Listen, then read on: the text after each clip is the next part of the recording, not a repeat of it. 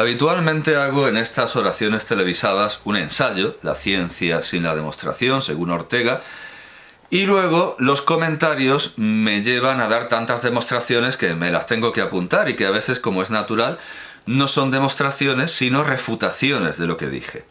Al tratar sobre los intereses políticos que se esconden detrás de la homeopatía, los comentarios no se han hecho esperar. Es normal, ya en 1960, Ramón Gómez de la Serna, en el prólogo a la colección de sus greguerías 1910-1960, escribió: a los homeópatas, que son también muy susceptibles, no les gustó que les dijese que la homeopatía era la medicina de los avaros.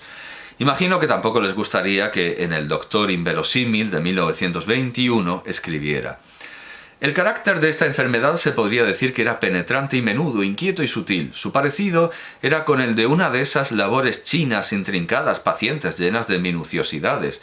Era lo indicado curarle con numerosos globulillos de la homeopatía, y en efecto con anises homeopáticos fue con lo que pude curar al japonés, pero dándoselos en gran cantidad, a puñados. El comentario más acuciante es el que me hace notar que dije DEA cuando quise decir FDA, cuando, como ha quedado sobradamente de manifiesto en otras disertaciones, mi juicio sobre la DEA es diametralmente opuesto al que tengo sobre la FDA. La FDA es una gloria nacional de los Estados Unidos y la DEA es un infortunio, una desgracia, una catástrofe internacional. Merecerá la pena que lea este comentario de Pablo Añón Lijo. Estoy de acuerdo en general con su crítica a la homeopatía, al igual que a la democracia realmente existente en estados como Suiza, y a que no todo se debe dejar al arbitrio de la decisión del pueblo, cuestión muy problemática y metafísica, empezando por definir qué es ese demos, que no demos, que es grasa, ese demos que no es todo ciudadano. No sé si quedarán fuera de poder votar, además de menores de edad, personas con determinada discapacidad mental, tanto en Suiza como en otras democracias liberales. Ahora bien, creo que no se debe combatir lo oscuro con lo más oscuro, por ejemplo, cuando habla contraponiendo a esa criticada voluntad popular entes metafísicos como la palabra de Dios o el derecho natural. Podría abundar un poco más en estos aspectos que a mi humilde entender resultan oscuros y poco definidos. Gracias y feliz año. Feliz año, igualmente. He sido todo lo ambiguo que he podido por saber que la verdad no es un concepto universalmente aceptado, ya que existe la filosofía relativista. Ni la filosofía gnóstica ni la ficcionalista, en cambio, suponen un problema para usar esta palabra, ya que no son incompatibles con entender que sí existe una verdad, aunque no podamos conocerla, o aunque pueda ser más funcional actuar conforme a un sistema que entendemos que es una ficción. El enfrentamiento de las diversas formas de entender el mundo en el comercio dan lugar primero al derecho, sobre cuestiones banales, como a quién pertenecen unas ovejas o una herencia, y a la teología y la filosofía luego. Pensemos en el cuento sobre la herencia de 3 anillos de Yehudá Halevi. O Alevi, porque no pronuncian la H en hebreo moderno, pero bueno, Yehudá Halevi. El Estado nace para proteger el comercio con la fuerza, que es la que empieza determinando el derecho. Pero sus relaciones con una forma de organización social desligada de este mundo, la religión, se vuelven problemáticas, como vemos en las Euménides de Esquilo de 458 a.C., donde el Estado prevalece sobre la religión. En la Antígona de Sófocles de 441 a.C., donde prevalece el deber religioso sobre el estatal. Se supone a Heródoto terminando sus historias una década después de esta obra, una década después de la Antígona de Sófocles, 441 a.C. Y en ellas, en las historias de Heródoto, tenemos el arquetipo del relativismo y la tolerancia estatales, que leeré en la benemérita traducción del padre Pou. Por fin, para hablar con franqueza, Cambises me parece a todas luces un loco insensato.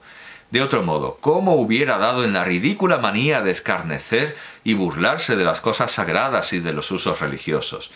Es bien notorio lo siguiente, que si se diera elección a cualquier hombre del mundo para que todas las leyes y usanzas escogiera, para que de todas las leyes y usanzas escogiera para sí las que más le complacieran, nadie habría nadie habría al cabo, después de examinarlas y registrarlas todas, que no eligiera las de su patria y nación. Perdón, nadie habría que al cabo, después de examinarlas y registrarlas todas, no eligiera las de su patria y nación. Tanta es la fuerza de la preocupación nacional. Y tan creídos están los hombres que no hay educación, ni disciplina, ni ley, ni moda como la de su patria. Por lo que parece que nadie sino un loco pudiera burlarse de los usos recibidos de que se burlaba Cambises, dejando aparte mil pruebas de que tal es el sentimiento común de los hombres, mayormente en mira a las leyes y ceremonias patrias. El siguiente caso puede confirmarlo muy señaladamente. En cierta ocasión hizo llamar Darío a unos griegos, sus vasallos, que cerca de sí tenía, y habiendo comparecido luego, les hace esta pregunta: ¿cuánto dinero querían por comerse a sus padres al acabar de morir? Respondieronle luego que por todo el oro del mundo no lo harían. Llama inmediatamente después a unos indios titulados Calatias, entre los cuales es uso común comer el cadáver de sus propios padres. Estaban allí presentes los griegos, a quienes un intérprete declaraba lo que se decía. Venidos los indios, pregunta Darío cuánto querían por permitir que se quemaran los cadáveres de sus padres, y ellos luego le suplicaron a gritos que no dijera por los dioses tal blasfemia. Tanta es la prevención a favor del uso y de la costumbre, de suerte que cuando Píndaro hizo a la costumbre árbitra y déspota de la vida, habló a mi juicio como filósofo más que como poeta. Hasta aquí Heródoto. Por eso Pilato en Juan 18:38 pregunta a Jesús: ¿qué es la verdad? Y sin esperar respuesta, dice a los judíos que no encuentran ningún delito en él. Ahora bien, incluso aquellos que actúan como si fuera verdad lo que conviene al Estado en cada momento, Pilato es un tipo de ficcionalista, como se encarga de mostrar Luigi Magni en Secondo Ponzio Pilato, incluso aquellos que afirman que la verdad no se puede conocer, los agnósticos, e incluso aquellos que consideran que la verdad es una palabra sin significado real, los nominalistas y relativistas, asumen de forma más o menos implícita que existe la verdad. Nietzsche comienza así Sobre verdad y mentira en sentido extramoral, de 1873, en la traducción de Simón Rollo Hernández. En algún apartado rincón del universo, desperdigado de innumerables y centelleantes sistemas solares, hubo una vez un astro en el que animales astutos inventaron el conocer. Fue el minuto más soberbio y más falaz de la historia universal, pero, a fin de cuentas, solo un minuto. Tras un par de respiraciones de la naturaleza, el astro se entumeció y los animales astutos tuvieron que perecer. Alguien podría inventar una fábula como esta, y sin embargo no habría ilustrado suficientemente cuán lamentable y sombrío, cuán estéril y arbitrario es el aspecto que tiene el intelecto humano dentro de la naturaleza. Hubo eternidades en las que no existió. Cuando de nuevo se acabe todo para él, no habrá sucedido nada, porque no hay para ese intelecto ninguna misión ulterior que conduzca más allá de la vida humana. No es sino humano, y solamente su poseedor y creador lo toma tan patéticamente como si en él girasen los goznes del mundo. Pero si pudiéramos entendernos con un mosquito, llegaríamos a saber que también él navega por el aire con ese mismo pazos y se siente el centro volante de este mundo. Nada hay en la naturaleza tan despreciable e insignificante que con un mínimo soplo de aquel poder del conocimiento no se hinche inmediatamente como un odre, y del mismo modo que cualquier mozo de cuadra quiere tener sus admiradores, el más orgulloso de los hombres, el filósofo, quiere que desde todas partes los ojos del universo tengan telescópicamente su mirada sobre sus acciones y pensamientos. Hasta aquí Nietzsche, que no nos dice mucho de nuevo. Los etíopes, tracios, bueyes, caballos y leones de Genófanes de Colofón quedan compendiados en un mosquito. A lo largo de la obra responde a Pilato en una manera que sin duda complacería al quinto procurador de Judea. ¿Qué es entonces la verdad? Responde Nietzsche: Un ejército móvil de metáforas, metonimias, antropomorfismos, en resumidas cuentas, una suma de relaciones humanas que han sido realzadas, extrapoladas, adornadas, poética y retóricamente, y que, después de un prolongado uso, a un pueblo le parecen fijas, canónicas, obligatorias. Las verdades son ilusiones, de las que se ha olvidado que lo son, metáforas que se han vuelto gastadas y sin fuerza sensible, monedas que han perdido su troquelado y no son ahora consideradas como monedas, sino como metal. Sin embargo, entre un lamento y otro dice esto: la cosa en sí, esto sería justamente la verdad pura y sin consecuencias, es también totalmente inaprehensible y en absoluto deseable para el creador del lenguaje. Implícitamente, tanto Genófanes como Nietzsche reconocen que existe una verdad al presentar que etíopes, tracios, bueyes, caballos, leones y mosquitos se engañan, pero aquí Nietzsche reconoce que existe una verdad con el atributo divino de la inefabilidad. El relativismo expresa limitaciones. Sin embargo, hay un nuevo nominalismo y un nuevo relativismo que desanda el camino de la ciencia al pensamiento mágico del que ésta salió, creyendo que son las palabras las que crean la cosa en sí. Curiosamente, no solo se da entre hippies comeflores y antropólogos irresponsables que creen que las enfermedades y sus remedios son constructos sociales, sino entre quienes pretenden, desde un punto de vista meramente estético que confunde a muchos, ser su antídoto. Los seguidores de la secta de Gustavo Bueno presentan como el mayor logro de su vida la teoría del cierre categorial, aunque luego él mismo se despreocupó de su exposición, según la cual las ciencias no están interconectadas, con lo que uno puede ser excelente en una de ellas sin conocer las demás, del mismo modo en que Sherlock Holmes, en Estudio en Escarlata, a Sherlock Holmes no le hace ninguna falta conocer la teoría copernicana, sino centenares de marcas de cigarrillos para identificar sus colillas, haciéndose con eso y con otras muchas minucias el mejor en su disciplina cerrada criminológica. Si Gustavo Bueno se despreocupó de su teoría del cierre categorial, fue en favor de demostrar, con mecanismos escolásticos y sin ningún interés por la verdad, que por otro lado no puede existir si las disciplinas no están interconectadas, mitos conservadores y nacionalcatólicos como Covadonga, Alba de América, la Leona de Castilla, o que donde un español no llega con la mano, llega con la punta de la espada. En estos esfuerzos es arquetípico su artículo de 1989, La teoría de la esfera y el descubrimiento de América, que partiendo de la peor y más vulgar interpretación posible de Paul Karl Feyerabend y Bruno Latour, explica a quien quiera creerlo que los vikingos nunca descubrieron América porque no sabían que la Tierra era una esfera, lo cual es una afirmación mucho más fácil de desmontar que la de Latour acerca de que Ramsés II no pudo morir de tuberculosis antes del descubrimiento de Koch. Los resultados de la autopsia de Ramsés II son muy discutibles, ya que aquel pelirrojo nonagenario tenía demasiados problemas de salud como para determinar a la ligera cuál de ellos le dio la última hora. Pero sí sabemos a ciencia cierta que los vikingos, en el momento del descubrimiento de Groenlandia, estaban cristianizados y que los cristianos conocían la ciencia griega y romana según la cual la Tierra es una esfera.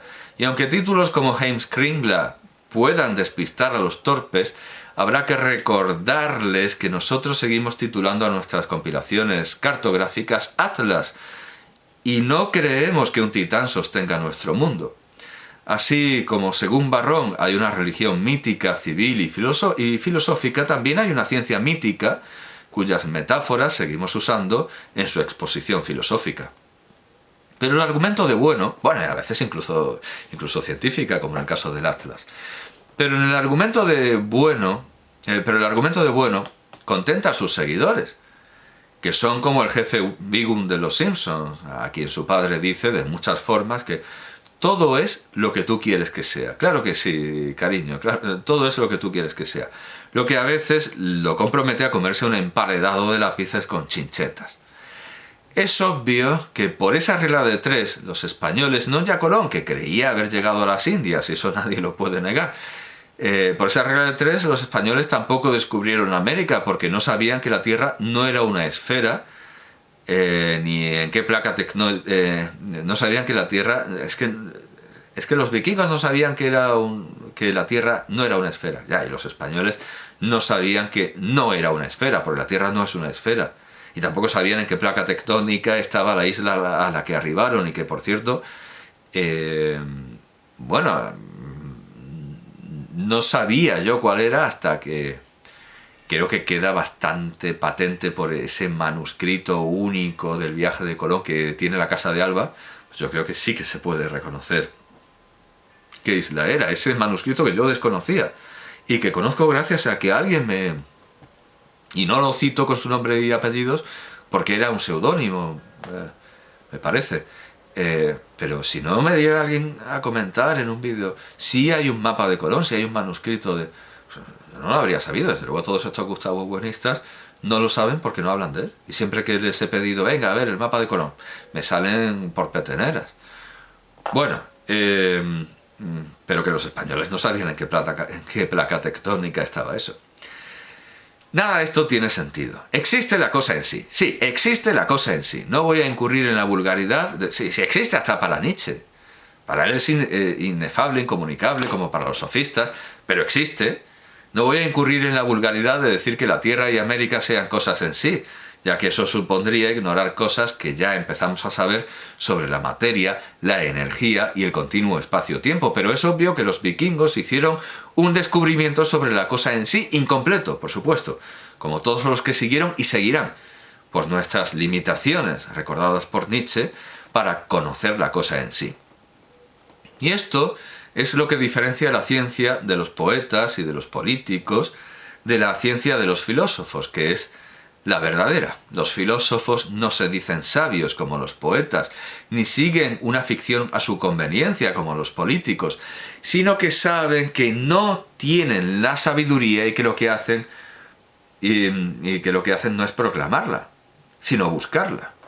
La primera condición de la ciencia es la modestia y la confesión de la ignorancia, algo tan raro en nuestros días en los que los estudiantes creen saberlo todo, e incluso cuando se habla de educarlos dicen, a mí ya me educaron en casa, yo estoy aquí para... y no saben seguir. He recibido unos enardecidos comentarios de un feligrés de la homeopatía que firma como Jesús Aguilar Andrade, aquí sí que hay nombre y apellidos, aunque tiene puesta la foto de un gato, que demuestra no haber entendido absolutamente nada de mi exposición titulada ¿Qué misteriosos poderes se esconden detrás de la homeopatía?, cuya respuesta final viene a ser que no hay tales poderes. Mi disertación concluye exponiendo que no hay tales poderes, sino un considerable número de ciudadanos gilipollas. En primer lugar, él creía que mi disertación era sobre la homeopatía y su validez, cuando en ningún momento quise perder el tiempo discutiendo si el agua tiene poderes curativos. Mi pregunta era a qué poderes políticos puede interesarle una escuela médica que no funciona. Y lo que me interesaba del informe de Gudrun Bornhöft y Peter Mathiesen, que el comentador cree irrefutado e irrefutable, era su planteamiento en términos de costes y beneficios. Homeopatía en el sistema de salud, efectividad, conveniencia, seguridad, costes es el título de este informe. Me da igual que me entierre en artículos revisados por pares que según él demuestren que el agua cura. Si realmente dicen tal cosa, solo demostrarían que esos pares no tienen muchas luces, que siempre hay un roto para un descosido y que Dios los cría y ellos se juntan. No se me ha escapado, desde luego, que una de las revistas de la larga bibliografía, Journal of Ayurveda, en Integrative Medicine, el diario, la revista de la Ayurveda y de la medicina integrativa, le falta aclarar si es medicina ayurvédica blanca o negra. Ostenta en su página el sello, eso no se me ha escapado, que sí, ostenta el sello y el apoyo, no solo moral, entendemos, del Ministerio de Ayush de la República de la India. ¿Qué diablos es eso del Ministerio de Ayush? Pues un ministerio de Ayurveda, Yoga, Unani, Siddha, que no SIDA, no es el Ministerio del SIDA, es el Ministerio del SIDA, aunque más les valdría tener un Ministerio del SIDA, y homeopatía. Sí, la H es de homeopatía. Hay un ministerio dedicado a la homeopatía en un país moderadamente... objetivamente es la mayor democracia del mundo. Objetivamente es la mayor democracia del mundo por número de votantes. Bueno, pues es un ministerio que se inventó Modi en 2014, aunque ya existía desde 1995 con el Partido del Congreso. O sea que no es algo que estos zumbados nuevos que han llegado al poder. No, ya existía con el Partido del Congreso desde 1995 un departamento de sistemas de medicina y homeopatía. Aquí se mezclan tradiciones en las que puede haber mucho de inexplorado en términos de principios activos, con otras que ya hemos explorado lo suficiente y que estamos muy contentos de habernos quitado de encima. La medicina unani o jónica no es otra que la hipocrática y galénica pasada por Avicena. Y la propia homeopatía, que también nos hemos quitado de encima, pues en este caso arrastradas al torbellino de un loco y necio nacionalismo antioccidental cortado con el mismo troquel que el Gustavo Buenismo y que paradójicamente incluye hurgar en el cubo de la basura de Occidente. Lo que está haciendo Modi es hurgar en nuestro cubo de basura y sacar mierdas que sabemos que no funcionan, como la teoría de los humores. Tío, ¿dónde vas? Pero que yo prescinda de sumergirme en el estudio de los artículos de revistas financiadas por el Ministerio de Ayush, de AYUSH, no tiene que ver con la soberbia de la que me acusa este espectador, sino con no perder el tiempo con escolásticos y sofistas de los que un filósofo ha de alejarse por igual. Ni a uno ni a otro les importa la verdad, sino demostrar con laberintos retóricos y dialécticos una opinión en la que el escolástico cree y al sofista le da igual. Si uno los lee con ánimo sofista, aprenderá retórica y dialéctica, pero si los lee con ánimo creyente, saldrá de ellos más tonto de lo que entró, porque tendrá que amputarse constantemente ruedas dentadas de su relojería intelectual para que le quepan todas las contradicciones y peticiones de principio necesarias para sostener lo insostenible. Con muchos anacolutos y saltos lógicos me dice esto. Usted hace afirmaciones incoherentes sacadas de Wikipedia y siendo catedrático ya más subnormales a los que votaron por la inclusión de la homeopatía en Suiza. Luego ni siquiera pasaste de Wikipedia y ni sabías cómo se llamaba el informe suizo-alemán. Pone esto en mayúscula, los gentilicios en mayúscula los pone. ¿De qué te sirve un doctorado relacionado a letras si lo primero que recurres es a Wikipedia? Pero claro, el señor en su afán de caricaturizar un tema que odia, se inventa que la homeopatía es producto del capitalismo. Si te enteraras de que en Cuba se promueve oficialmente la homeopatía, aunque no está integrada, es oficial, y hay homeópatas marxistas, te da un cortocircuito. Y si te enteras de la doctora Concepción Campa y el Instituto Finlay y del mega ensayo que se hizo en Cuba del uso de la homeopatía para el COVID-19 y cuyos datos aún no se han publicado, pero quizá lo hagan el próximo año, y si te enterases de que la mayoría de estudios del consumo de la homeopatía ubican a personas de alto nivel educativo, que tampoco tienen nada de malo ser de clase baja, excepto para un clasista como usted. Hombre, podría ser más humilde, tener un doctorado no justifica tu clasismo. No eres especial por ser hater de la homeopatía. Tus actitudes arrogantes y tu fácil irritabilidad solo te hacen ver como un académico bastante sesgado. Mejor ponte a hablar de lo que sabes, letras, porque de ciencia definitivamente no sabes. Y del tema de la homeopatía mucho menos. Pero bueno, ¿qué sabré yo del tema? Hasta aquí su comentario. Para que no parezca que no quiero responder o incluso que quiero perpetuar falsedades que me benefician, diré que no soy catedrático, sino que tengo... Bueno, la verdad es que me beneficien, lo había escrito bien, porque esto de que ser catedrático sea un beneficio es hipotético, claro. Diré que no soy catedrático, sino que tengo el rango académico más bajo por encima de asociado, bueno, los asociados son la última, ayudante creo que soy ayudante, aunque no estoy muy seguro, tampoco estoy muy seguro de a quién ayudo.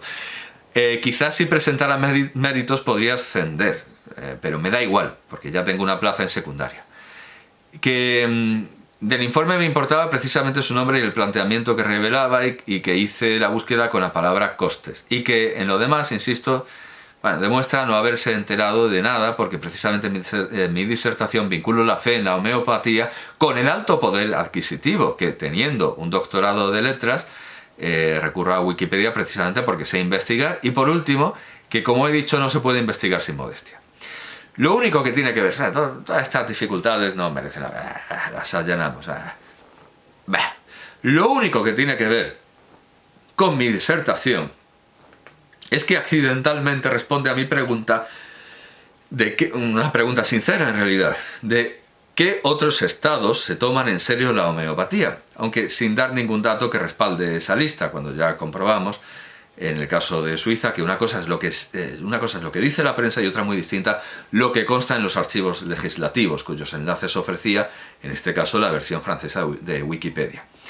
No obstante, no creo que tenga mucho que añadir a mi disertación. El caso de Cuba se explica por la razón de Estado. En 2020, el gobierno, para calmar a la población ante la pandemia coronavírica, se sacó un placebo homeopático llamado Prevengovir. Se escribe Preven, H mayúscula o R de marca registrada, Vir, como distracción ante la escasez de medicamentos reales. Curiosamente, aunque como no podía ser de otra forma, pronto hubo problemas y escasez de materias primas para fabricar el propio placebo. No relaciono este engaño médico con la población poco instruida en una república que basa su propaganda en sus logros de salud y educación, que alguna vez tuvieron algo de real y ahora no, con el comunismo, sino simplemente lo relaciono con la tiranía.